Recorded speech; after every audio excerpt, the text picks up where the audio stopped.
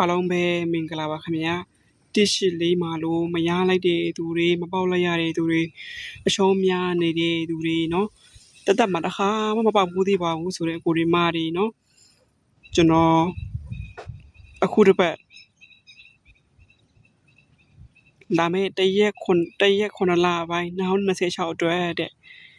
ပြီးတော့ပါမယ်ခင်ဗျာထဲပဲเนาะအကောက်ကို follower လုပ်ထားပါအများမြင်အောင်ချဲထားပါfollower လောက်မှသာလင်းမနော်အများမြင်မယ်အများတွေ့မယ်အများရမယ်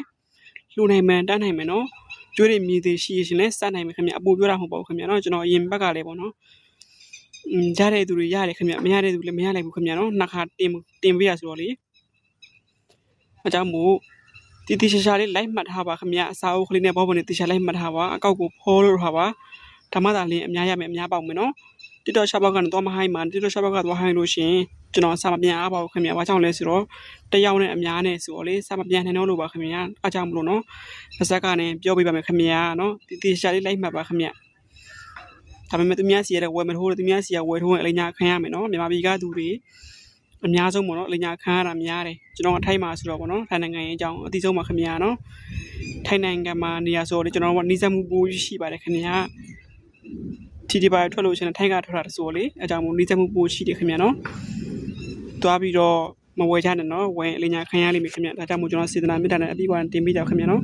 ကျွန်တော်ကလည်းကိုယ့်ရဲ့တူကိုယ့်ရဲ့သားလေးကိုယ့်ရဲ့မောင်လေးလိုလဲချစ်ပေးကြပါဦးခင်ဗျာနော်အကောက်ကို follow လုပ်ထားပါချဲပေးထားပါနော်ဘာနေတင်ပေါ့နော်အသေးပြီးပါခင်ဗျာနော်ဒီချက်လိုက်မှတ်တာနော်ပြောပြမယ်နော်